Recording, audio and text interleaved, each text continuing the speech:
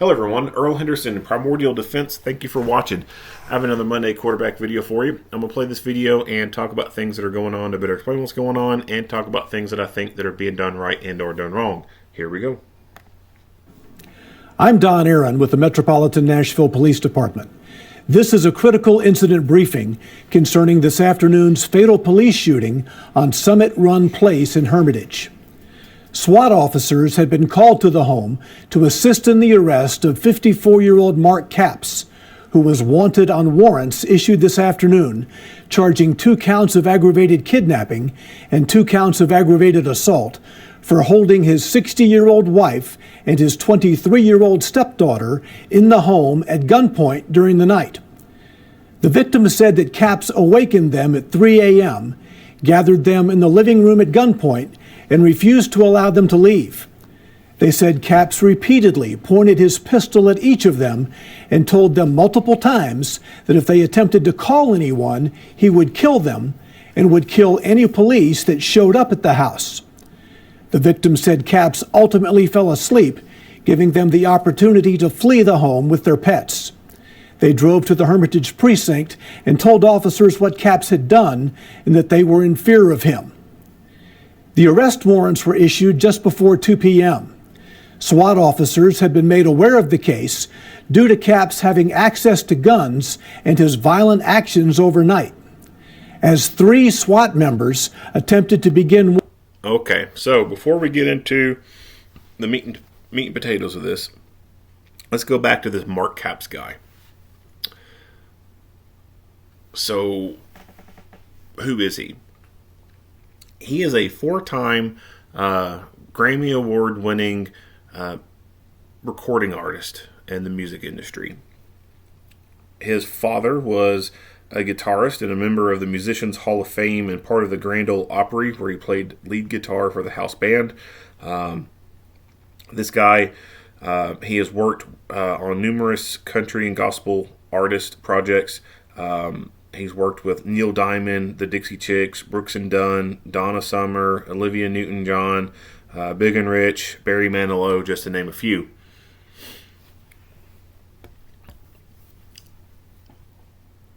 According to police, he has no arrest record there in Davidson County, and there has been no police activity at that address where they lived at. So it appears to me that we have a guy who works in the music industry, has done pretty good to get some Grammy Awards, and to some extent, no criminal justice involvement. Now, he may have had, something here or there way back in the day. I mean, he is 54. He could have had something in his 20s. If he did, I don't know. But according to them, he has nothing there in Davidson County, and I don't know how long he's been living there at that house, but they've never been to his house for anything or had to deal with him. So what's going on here? I don't know. They don't provide any more details than what was just released right there. In news articles, I did read that his brother had passed away 2 days before this. How his brother passed away, I don't know. But his brother did pass away 2 days before this event. I'm sure that had to have some play with what went down. Now, I think that there was a lot more going on than this guy just randomly waking up one morning at 3 o'clock and getting his family at gunpoint. In my opinion, there had to have been something going on before that ever happened. And I think there's 2 things going on. These are just speculations. They're assumptions of mine. I don't have anything to back this up. But number one, I believe that there was some type of domestic thing going on in the household. Whether he was having problems with the wife or the stepdaughter, or hell, maybe even both of them at the same time. I think there was something going on in that house that helped lead up to this. Not saying that whatever was going on was justification for him doing what he was doing. That's not what I'm saying at all. What I'm saying is, there had to be something going on for him to fucking do that. And I would also say that concurrent with that, there was probably some type of use of an intoxicant, whether it be alcohol or drugs. My bet is probably on drugs. So I would suspect that there's probably some issues going on in the house. His brother died. He's possibly on some type of narcotic, and then something transpired to get to the tipping point for him to do this. Or it could not be anything like that at all. It could just be he's batshit fucking crazy, has gone this long and never been caught doing anything batshit crazy wise, and then decided to pull his gun on them. He could have suffered from, I forget the name of it. It's a form of dementia. There was something in the news right at the end of last year, 2022, where a guy, he had a form of dementia. It was very rapid occurring. He was young too. Not like super young, like 20s, but middle-aged or so. And he killed his wife. And it was around Thanksgiving, I think, because the family was going to come over for Thanksgiving dinner, and they found this guy, and the wife. And the wife was dead. He'd killed her, and it was a form of dementia where it's very fast acting, very aggressive, and it just deteriorates parts of the brain. And some of the stuff that comes along with that particular disease is aggressiveness. So it could have been something like that. It could have been some type of medical issue where this guy's brain was deteriorating. He wasn't on any kind of drugs or anything like that, and then it just, it fucking happened. But either way, whatever information that would shed light into that is not being provided. And for this incident to be occurring, I think it occurred on the 5th. Yeah, I think it occurred on the 5th. Right now, at time of recording, it's on the 6th. So it's very, very fresh into it. I can't fault them too much for not providing a whole lot of detail because, it just fucking happened, right? So, but I do believe that there was something going on to lead up to him waking up at 3 o'clock. Or at least coming in there and waking them up at 3 o'clock, pointing the gun at them, and then doing everything that he did. That's fucking out of norm. Especially for someone, in a position like him. Alright, let me back this up so we can see the SWAT footage. Actions overnight, as 3 SWAT members attempted to begin work outside the home without Cap seeing them, he opened the front door with pistol in hand. SWAT officer Kendall Kuhn, a 14-year Metro Nashville Police Department veteran, yelled at Capps to show his hands. Officer Kuhn deemed that Capps' movements posed an immediate, imminent threat and fired. All right. So before it gets into this part, another thing I kind of want to touch on. This guy doesn't have any prior history, at least not in that county, for law enforcement. No one's been to his address or anything like that. No arrests. He does, according to the wife and the stepdaughter, he pulls a gun on them and threatens them. He has access to guns. But that's all we know. We don't know any other information. And so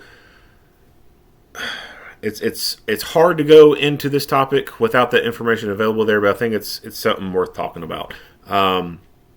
For something like this, where the victims they're no longer there in the house, they were able to leave, and on top of them leaving, they were able to take the time to grab their fucking pets. How many pets they had, I don't know, but they were apparently able to, once he fell asleep, get their pets and then leave the house. So there's no more victims inside the house. It's just him. They have made this approach to the house in a quote-unquote stealthy manner. I mean, it's during the fucking day. I mean, how stealthy can you be walking around in a ninja suit during the day? But they make this approach, the stealthy approach to the house.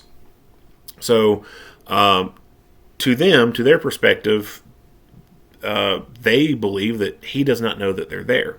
So why are they choosing the dynamic entry option? Why are they choosing to go the SWAT route? Why not just call the fucking dude and tell him to come outside and talk to them? Would that then lead into a barricaded subject kind of thing? Potentially, yeah. Like you call him, boom, now he knows you're outside. Now he knows people are onto him. Now he could be like, well, I'm going to unsubscribe from life and then refuse to come out. And then it turns into a big, long, drawn-out negotiation thing, and then it may end up leading into him popping himself and or them having to go in and make entry on this guy to serve these warrants. So it could have been done from the mindset of, hey, you know what? If we do try to call him, it's still going to end up most likely in a scenario of us having to make entry. And if it does end up going that route, then we're going to be having to make entry on a guy who now knows we're making entry. So with this route, what they're doing is they're going in to make entry without him even knowing they're there. And they're going to be able to utilize that element of surprise and then move in on him and maybe hopefully take him into custody without incident. Of course, this is very fresh. It's just now occurred. If anything's going to happen in the civil court, it's not going to be until probably December of 2023, or maybe even at the very beginning of January 2023. And if they do, I suspect that the family may say something about, the police use excessive force by sending in the SWAT team on the guy who had no prior histories or something like that. I don't know. The way things are going, I think it's almost inevitable that the family probably will try to sue the police over this. And if they did, then I'd say that could be what they would be trying to argue is excessive force by calling in a SWAT team for someone who hasn't done anything else in life. But is it a good decision or bad decision to send in the SWAT team? I could see the arguments being strong both ways. I really could.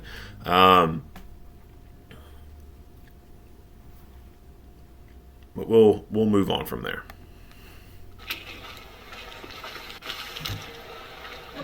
Show me your hand! Show me your hand! Show me your hand! Show me your hand! Give me a squeeze. Capps died at the scene. This is the pistol he was carrying. The Tennessee Bureau of Investigation and this police department conduct thorough... All right. So, back this up some. All right, there are going to be multiple things I want to talk about here. Let's start with this guy's rifle. We'll talk about it real quick.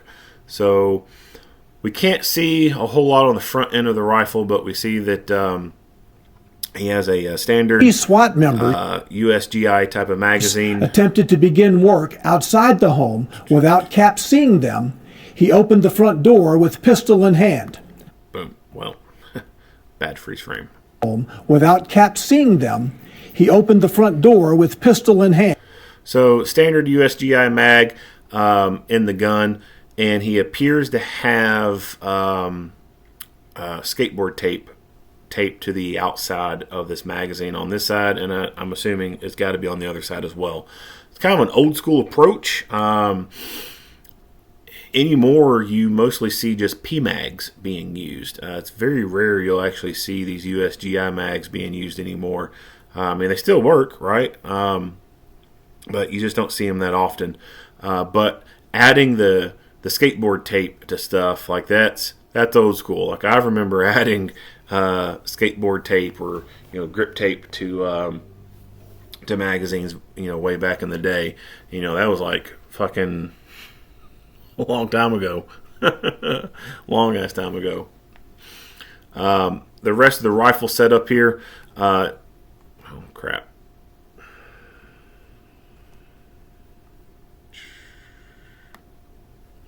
members attempted to begin work outside. So he has a scope set up here. If we go forward, as he's making entry into the house, we can see a little bit more of it. Boom, we see a red dot right there. So he has a scope set up on the rifle, and then what appears to be a red dot either off-site or maybe attached to this scope somehow. Based off the angles and everything, it looks like it's probably going to be an offset kind of mount. And you can also see that when he does make that approach up to the door, and as he's standing here at the door, he does kind of have the gun tilted a little bit. Show me hand! Show me! So you still see it kind of tilted or whatever. So I think he's got that red dot sight on an offset kind of mount. That can work. That can certainly work. But personally, I think if you're going to be doing predominantly close-up work, you should just have your rifle set up with a red dot sight or holographic sight, and then just have a magnifier that you can use behind that. Having the actual whole scope set up, I think, is a little overkill. I'm not saying that there should not be something like that available to a team, but as far as it being your primary go-to kind of deal, I don't see the need in it, especially when there are other things out there that can help you achieve the same thing. Urban environments. Now, I'm not saying every square inch of jurisdiction that Nashville Metro covers is going to be all 100% urban. They're going to have some degree of rural areas that they deal with where a scope would come in handy. But predominantly, everything's going to be well within 100 yards or shorter. And at those distances, red dot sight, holographic sight, just alone is enough to be able to get the job done. And if you really need some type of magnification, a magnifier on the back to swing it in place is going to be more than enough, in my opinion. And that's it on the rifle. We can't really see any more on this rifle to be able to talk about anything else going on with it. So let's back this up just a little bit more to see him do the shooting aspect. Imminent threat and fired. So pay attention to the safety. It is in the off position, or it's in the safe position. See that? Show me hand! Show me hand! All right, we'll replay that. I want you to watch his thumb, him actuate the safety off and then back on. Show me hand! Show me hand! Show me hand!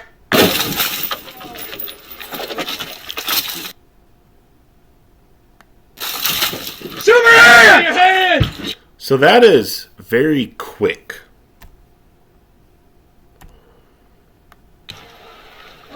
Show me hand! Show me hand! Show me hand! Show me hand! So this is what I think, in my opinion, is more of a training scar than anything. I think that some people are a little too quick to throw the safety on. I think sometimes people are a little too quick to put the gun in the holster. And why are people doing this? Unrealistic training, in my opinion, that leads to training scars. So what is a training scar? A training scar is something that you end up doing multiple times in repetitions that are setting you up for failure, because those are things that you do not want to occur in the fight. So one good story, or actually I got a couple stories for this one. One is there's a couple officers who were big into training hands-on stuff, and they were doing disarm training where someone would hold a blue training gun, little rubber plastic, it doesn't work, it just shaped like a gun. One would hold it at him one would hold the gun at the other, and then the other would do the disarm, do like a little Jackie Chan move and get the gun out of the hand and then point it back at them. So they were doing that kind of stuff. Well, one would hold it, and then the other would Jackie Chan it out of his hand and then hand it right back to him to reset the drill. And then, whoa, Jackie Chan it, give it back. Jackie Chan it, give it back. Jackie Chan it, give it back. Well, they did this so much in training that an opportunity came a-knocking, and real life, one of these guys had a gun pointed at them, and they did a disarm move like they had trained to do. But because they had so many fucking times handed the gun back to reset the drill right after completing it, this dude found himself starting to hand the fucking gun back to the guy. Now, obviously, he quickly corrected himself. But the fact that he was about to give that damn gun back, that is a training scar.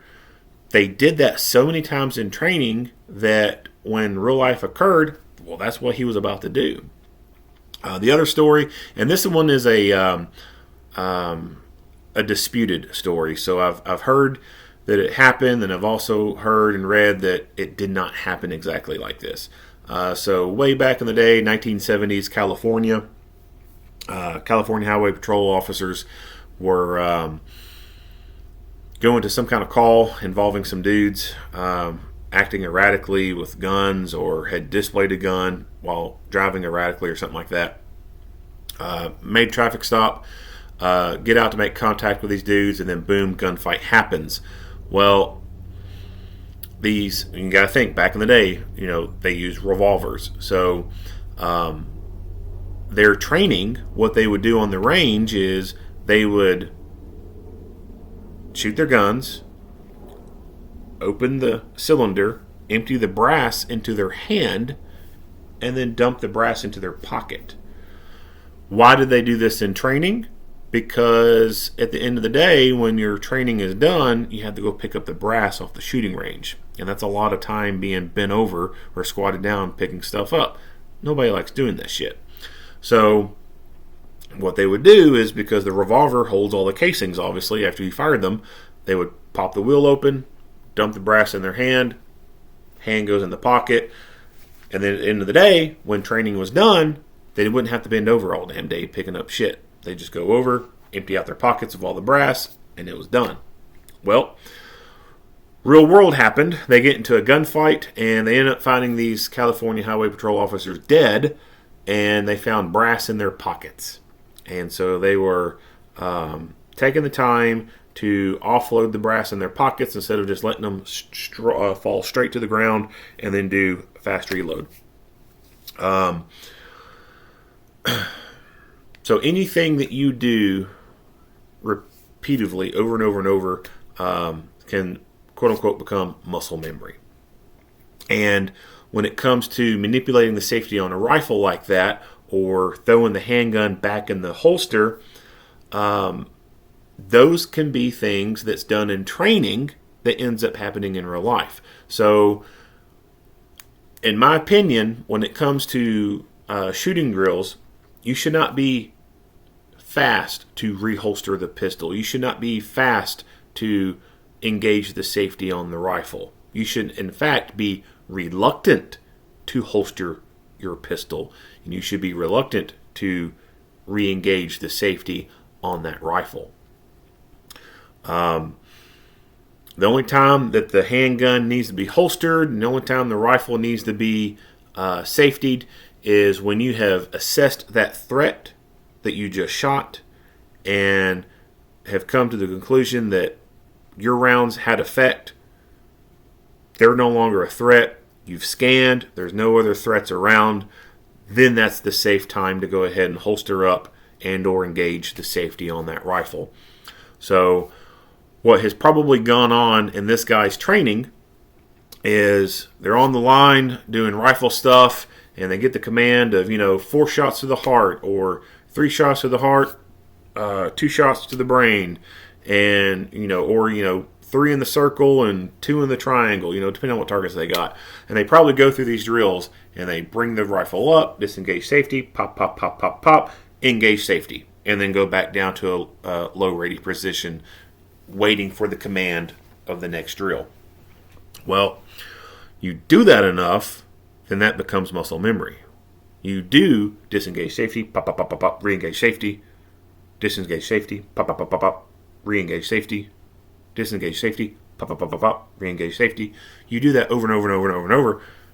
That's probably going to happen in real life. You're going to go disengage safety, pop, pop, pop, pop, pop, re-engage safety.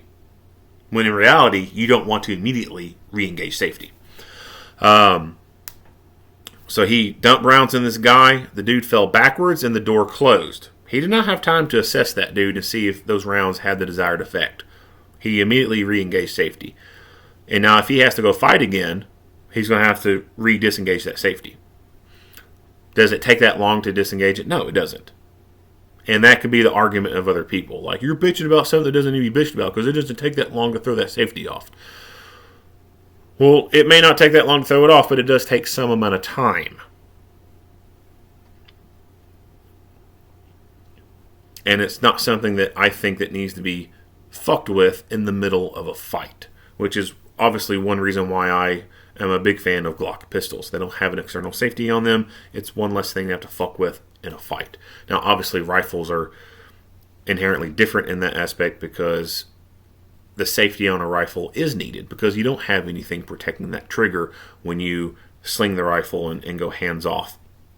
With a handgun, the handgun's in the holster protects the trigger, nothing's touching it, etc. You don't have that with a rifle. So obviously the safety is needed in some aspects with a rifle, but in that hot moment right then and there, no, that safety is not needed at all.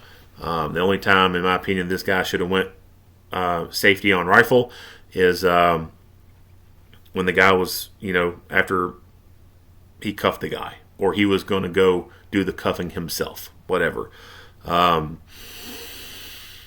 So yeah, in my opinion, that needs to be watched for in training.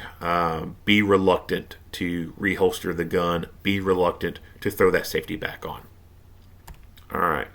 So I had mentioned that,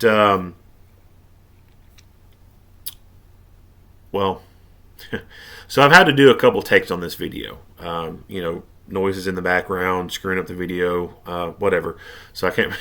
So I've done a few takes on this, but I want to talk about what's going on with the door here. So in the earlier frame where they're making the approach to the house, there's nothing on that door at all, and you'll see it right here. The front door with pistol in hand.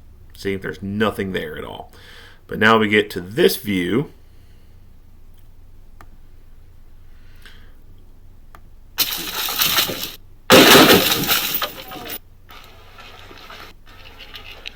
And fired.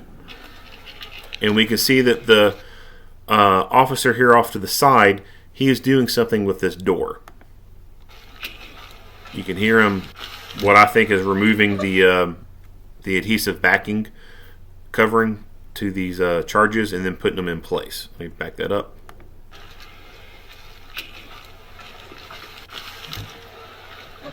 Show me your hand! So just pay attention to the door frame and the officer over here. Don't pay attention to the shooting or nothing like that. So you see this long object here, another piece, and then you kind of see it kind of fall in the background here. And I'll replay that for you.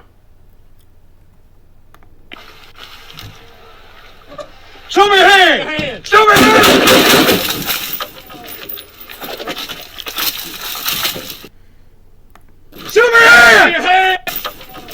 All right, so what is this right here? This is a breaching charge, in my opinion. You can see that this is one charge right here. You can see the wire that's connecting it, and here's the secondary charge. And then he has other parts of the charge right here.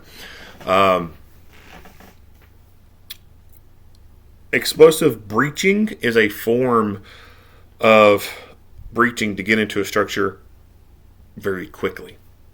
So when we look at breaching, the first means of breaching options out there is mechanical breaching.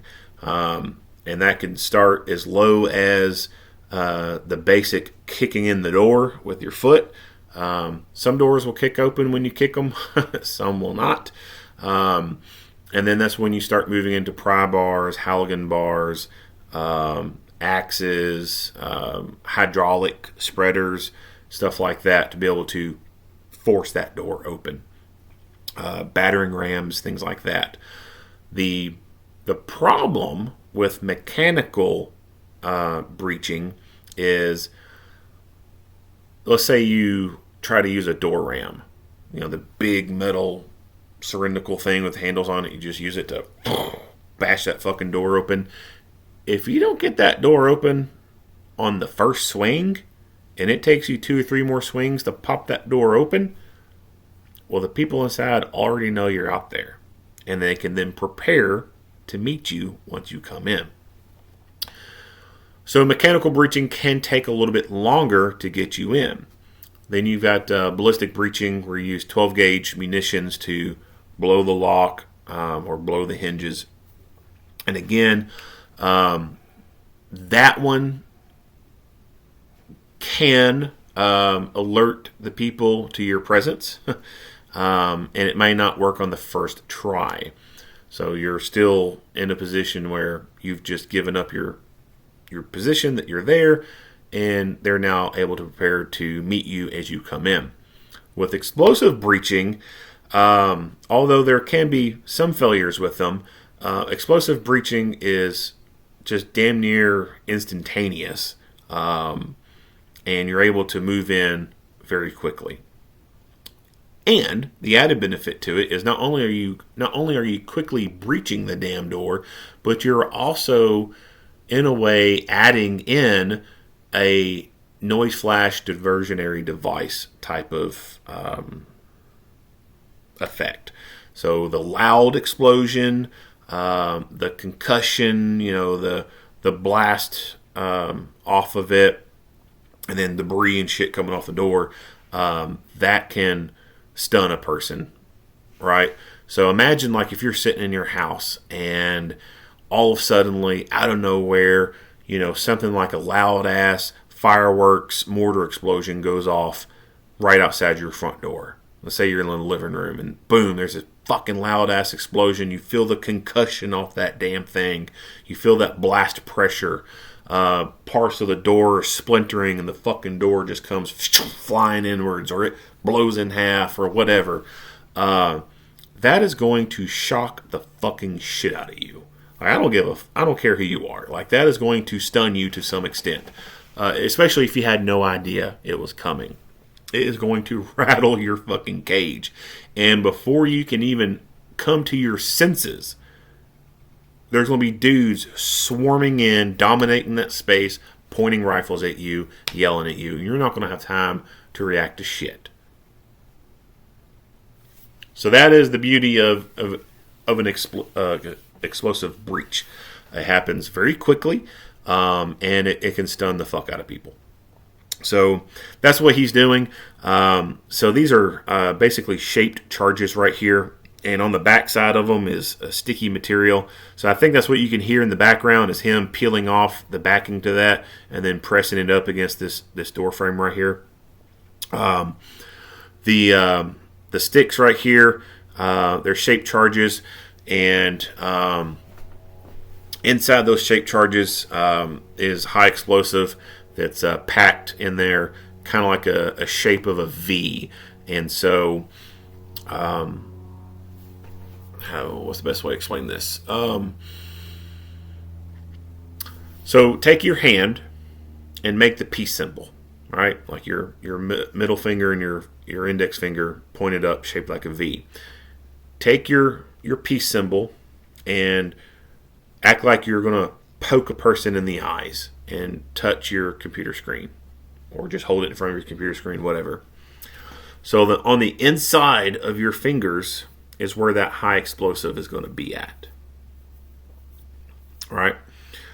And then when you set that explosive off, the way it's shaped and everything, and on the backside of it, it's harder material. But that explosive, the way it's shaped like that V right there, when it sets off, the bottom part of the V that's pointed towards you, that's going to invert and then project outwards and basically reverse the V image in a sense. And that shaped charge, the way that explodes outwards like that and makes a point, that's going to be very destructive. And that's going to cut through that material. So if you ever watch anything like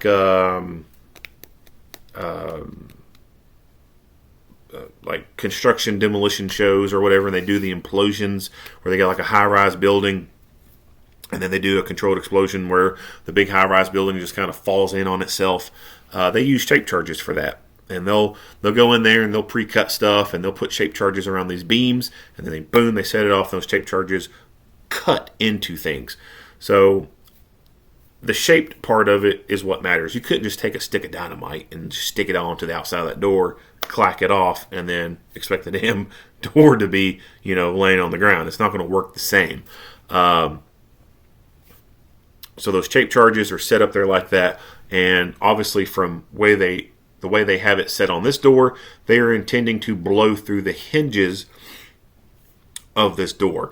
The charges will blow through that section of the door frame, completely remove the door hinges in the frame, just completely fucking separate them, and that way, when that thing clacks off, the force of the explosion and everything is going to breach it at those points at the hinges, and is most likely also going to blow the door inwards and make it fall down on its own.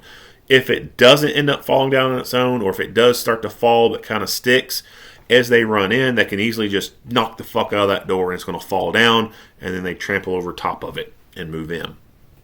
So it happens super fast, and it's it's very explosive. So it's a pretty cool way to make entry into a place, and it's a very quick way to make entry into a place and stun the people on the inside as you're doing it. Now, I would suspect that they probably also had team members at the back side of the house or another part of the house ready to throw in some NFDDs through a window, or maybe set a charge at a window and set that off, and then set this one off kind of simultaneously. That way there's like a bunch of explosions going off once, and then the person inside wouldn't know what the fuck's going on.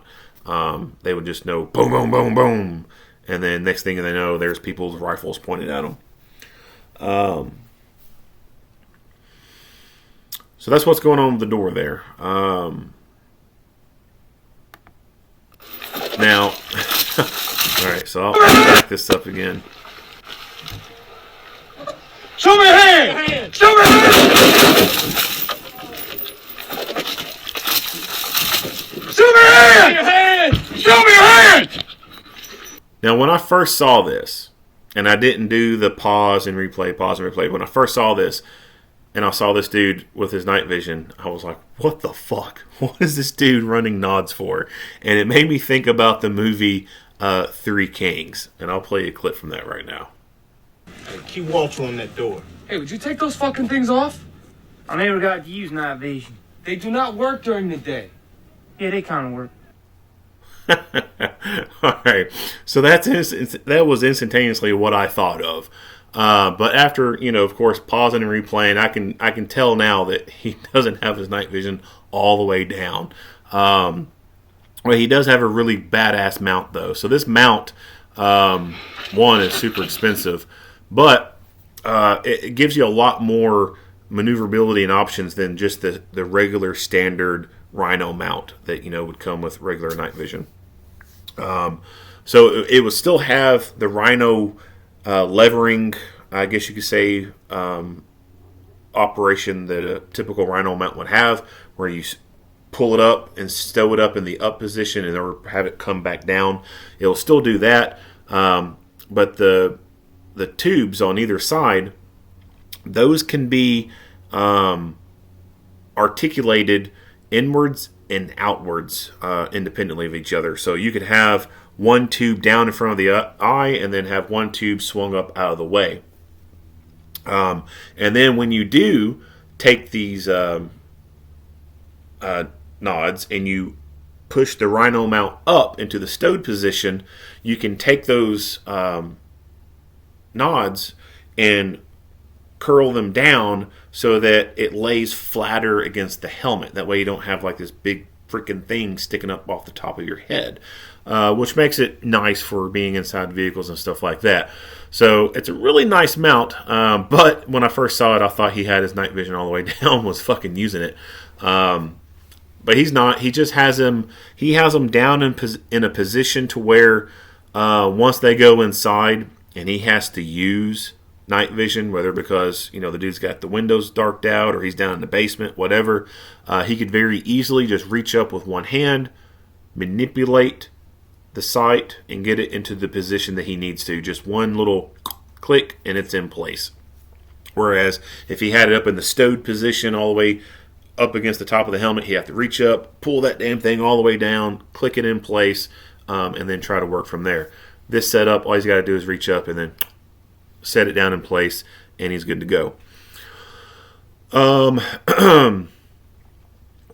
He has a pistol out right now. So, of course, when he came up, he had his rifle slung to the front. He had his breaching kit, and he was putting that stuff on the door. And then, boom, contact happened, and now he has gotten his pistol out. Not the biggest fan of going to a pistol when you have a rifle on you. Now, it may have been that he has the rifle slung to him, and it may be an easier, fast movement for him to unholster that handgun from the holster and get it presented out versus trying to reach down, undo or let out some slack in the sling, and then get the rifle up into the up position. But I do think that the rifle would have been the better option to go to versus the pistol, because a rifle is always going to outperform a pistol. One, they're more accurate. At this bad breath distance, it doesn't really matter that much as far as accuracy. The thing that would be mattering the most is terminal ballistics. So the terminal ballistics that he'd be getting out of this rifle would be far more advantageous than what he's going to be getting out of that pistol. But like I said, it may have been a quicker movement for him to be able to execute versus trying to reach down, undo the tensioned strap on this sling, and then get it out and present it in front of him. All right, back this up, see it one more time.